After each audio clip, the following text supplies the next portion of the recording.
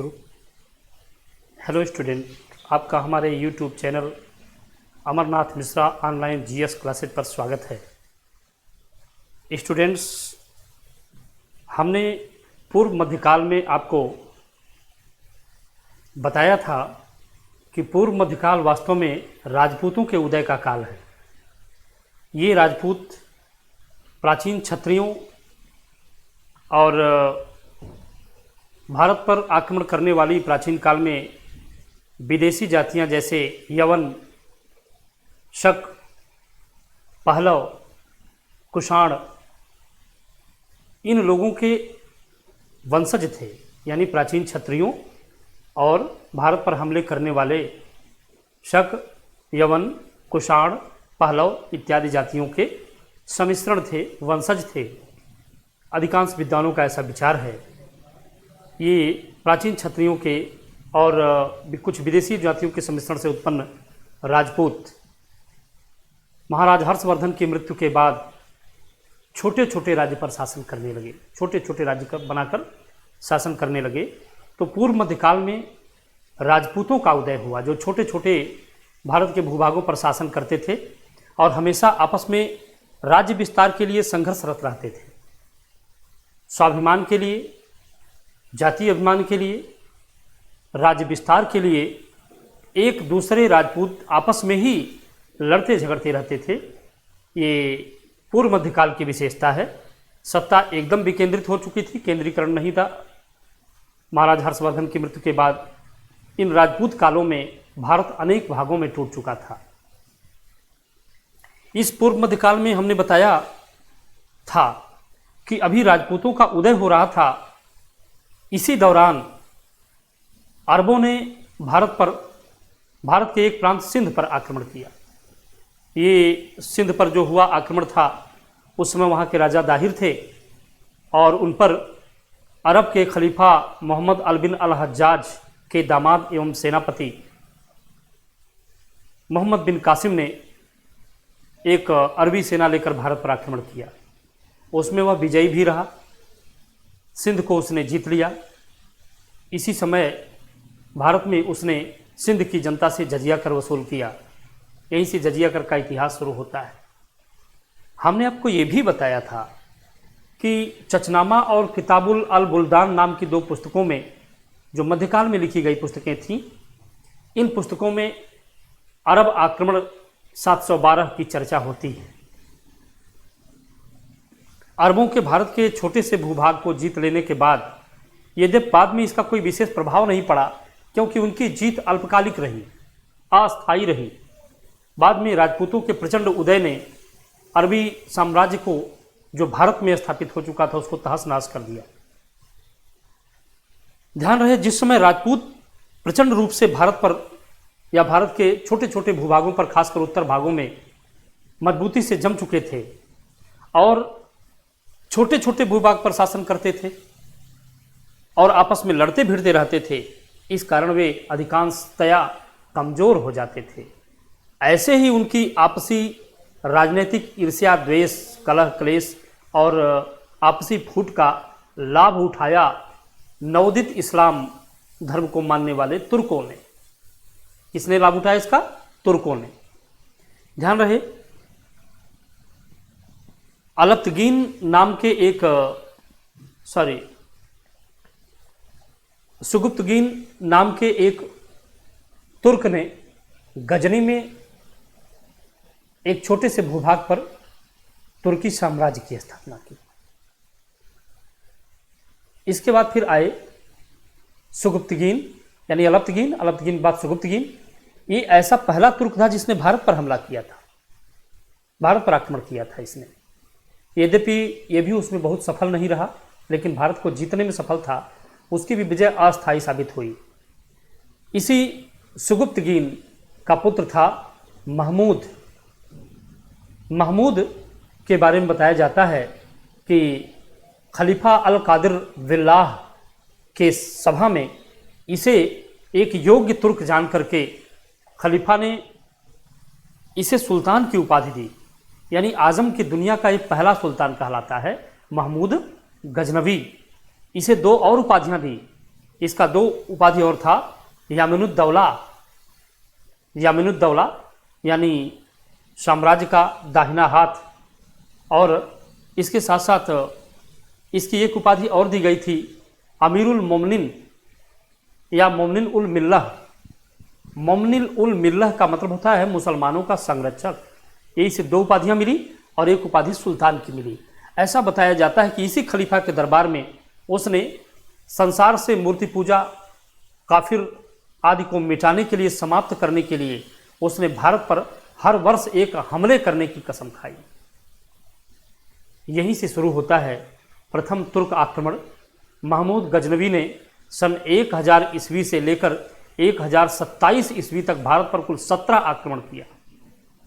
17 बार के हुए इस आक्रमण में राजपूत राजा जो भारत पर इस समय शासन कर रहे थे, वे राजपूत राजा आपसी फूट के कारण, जबकि वे वीर थे, योद्धा थे, महानतम कुशल तीरंदाज, शमशीरबाज और घुड़सवार थे, इसके बावजूद आपसी फूट के कारण वे लोग महमूद गजनवी के 17 बार आक्रमण हुए, लेकिन एक बार भी उससे जीत नहीं पाए, भारत की सुरक्षा नहीं कर पाए।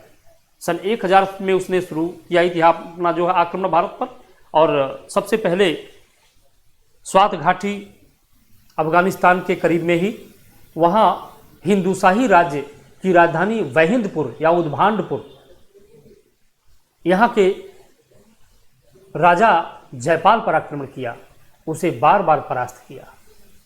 यहाँ से उनके आक्रमणों की शुरुआत हुई। इस तरह से उसका सबसे अधिक जो चर्चित आक्रमण माना जाता है वह है उसका 16वां आक्रमण, सोमनाथ पर आक्रमण। 1025 में ये भारत पर हमला करता है सोमनाथ मंदिर को लूटने के लिए। उसने सोमनाथ मंदिर को लूट लिया, मंदिर को ध्वंस कर दिया, भगवान शिव के सोमनाथ शिवलिंग को नुकसान पहुंचाया, और ये बताया जाता कि याकूत धन दौलत, हीरे जवाहरात, सोने चांदी, कई हजार मन सोने चांदी वो घोड़े, खच्चर और गधों पर लाद कर गजनी ले गया।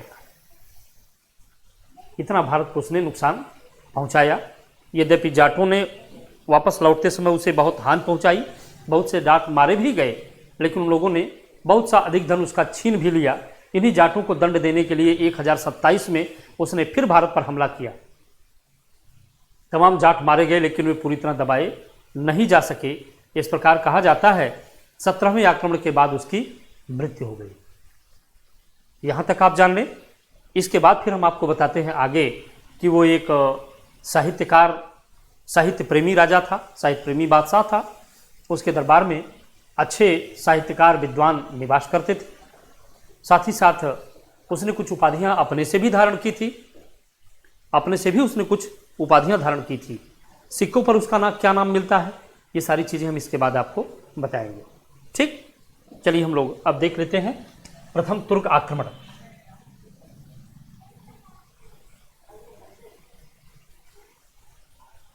ऐसे जान लीजिए।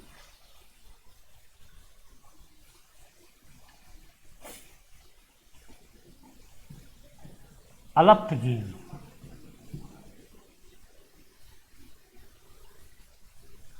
अलप्तगीन आप इनको लिखेंगे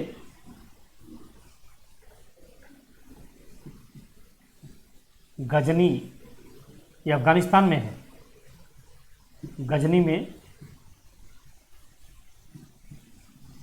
तुर्क साम्राज्य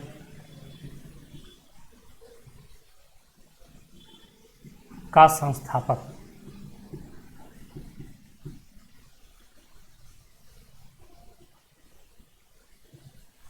गजनी में तुर्क साम्राज्य का संस्थापक था। इसी का एक दास हुआ करता था सुगुप्तगीन।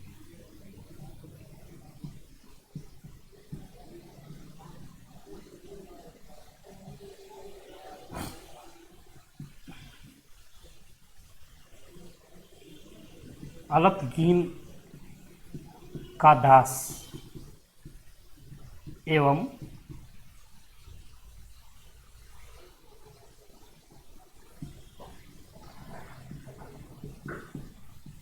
भारत पर आक्रमण करने वाला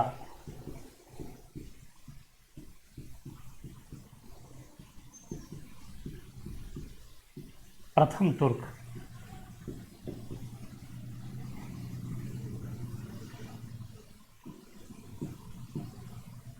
महमूद गजनवी।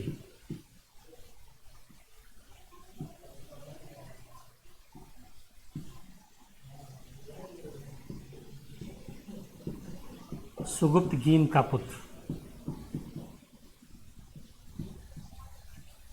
तथा भारत पर 17 बार आक्रमण किया।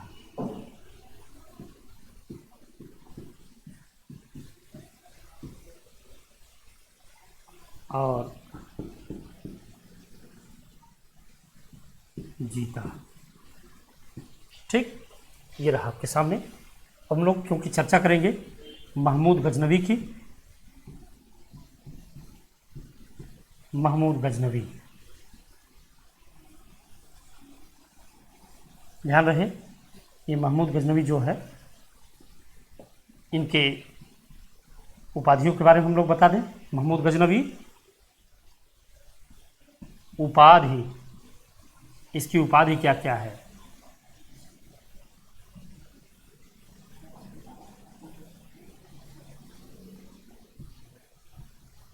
सुल्तान,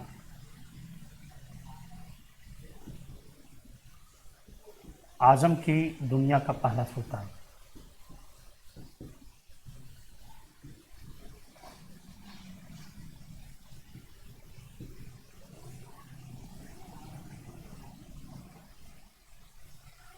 ये आजम की दुनिया का पहला सुल्तान है।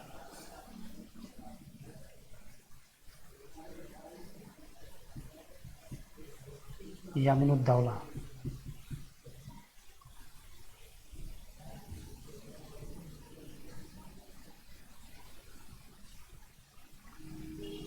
अमीनुल मिल्लाह,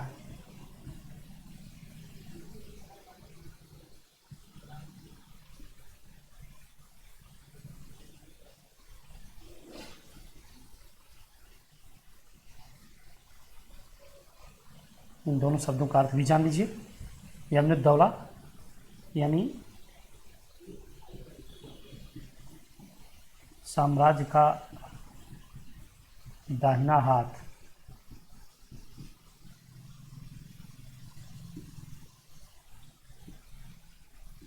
मुसलमानों का संरक्षक,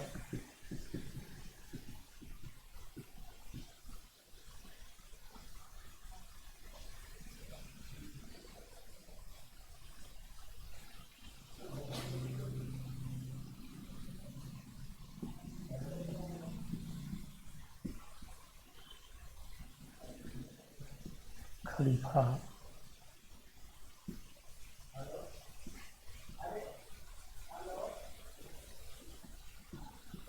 अल कादिर बिल्लाह।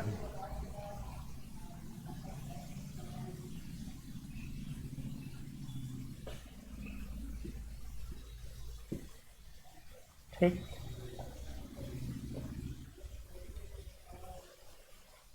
स्वयं उपाधि लिया।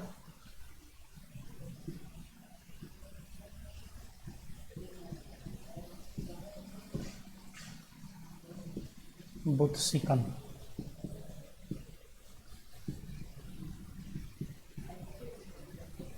मूर्तियों को तोड़ने वाला।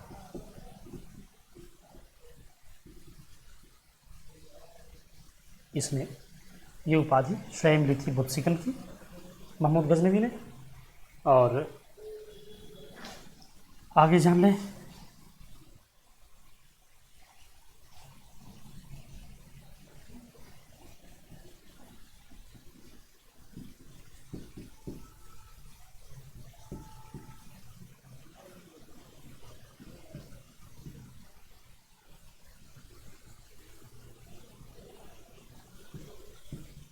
कुल 17 आक्रमण।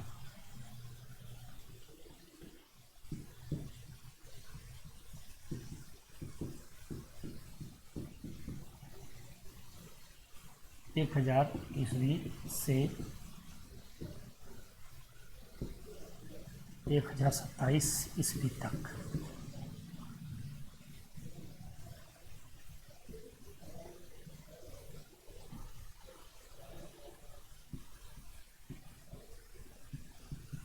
पहला आक्रमण 1000 ईस्वी में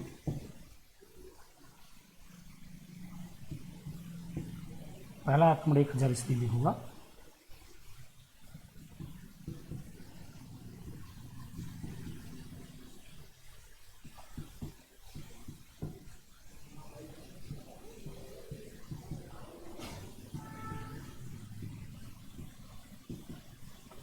की राजधानी उद्भांडपुर पर वहिंद या उद्भांडपुर पर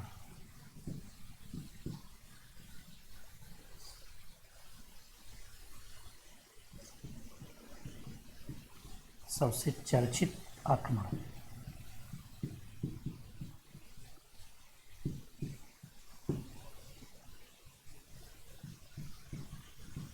एक 1025 ईस्वी में सोमनाथ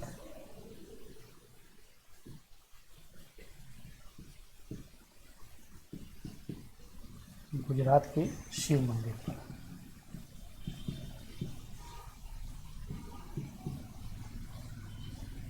सबसे चर्चित आक्रमण 1025 में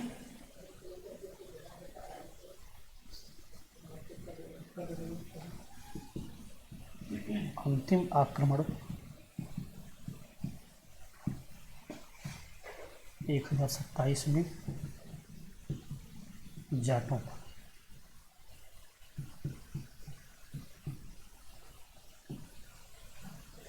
ये रहा स्वीट्स।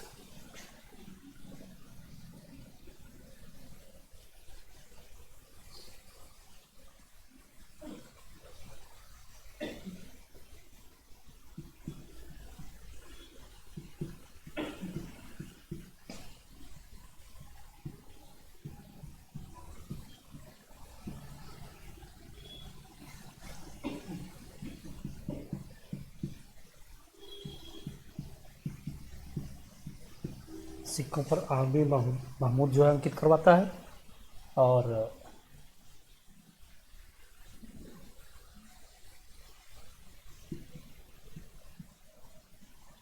गजनवी के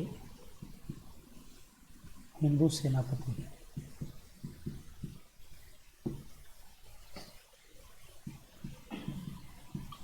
सेवंद राय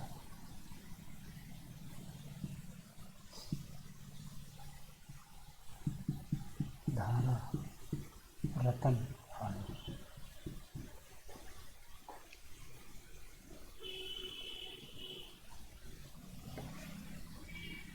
लास्ट में आप जान लें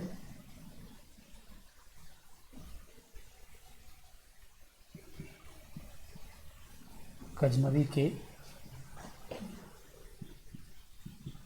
दरबारी साहित्यकार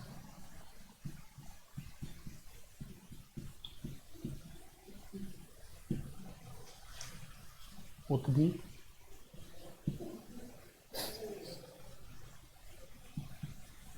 फिरदौसी और अलबरूनी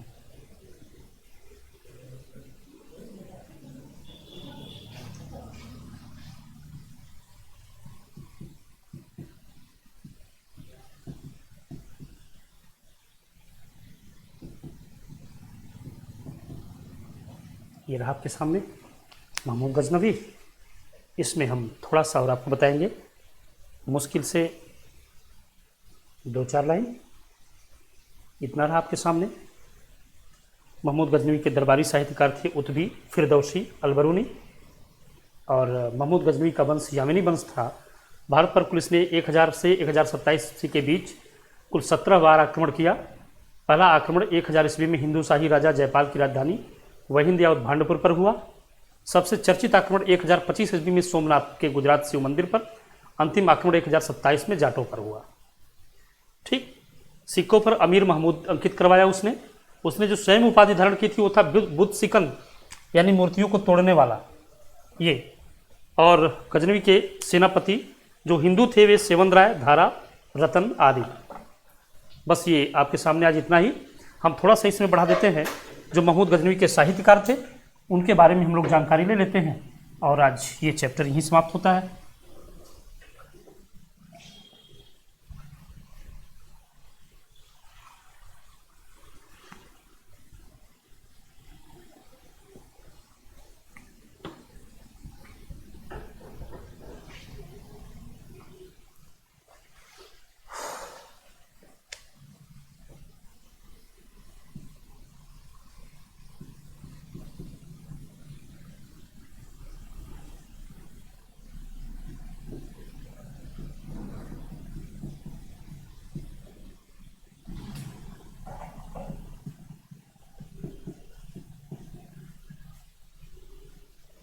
दरबारी साहित्यकार, इसमें नंबर 1 कुतुबी। कुतुबी लिखता है तारीख़े यामी।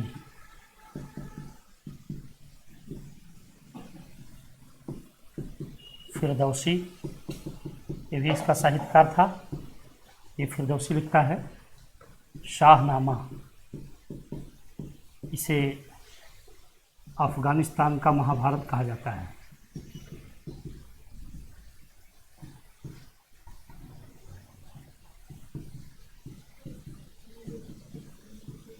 और सबसे चर्चित थे अल बरूनी।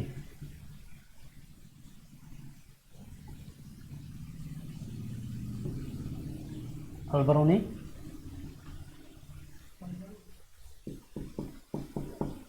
पुराणों का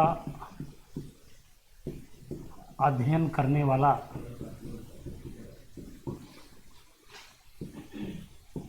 पहला तुर्क साहित्यकार।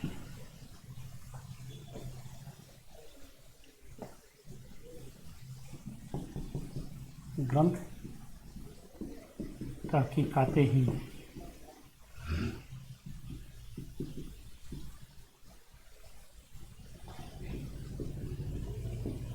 इसमें भारत से संबंधित सबसे विश्वसनीय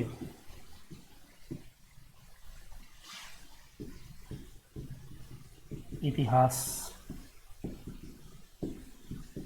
प्रस्तुत किया गया।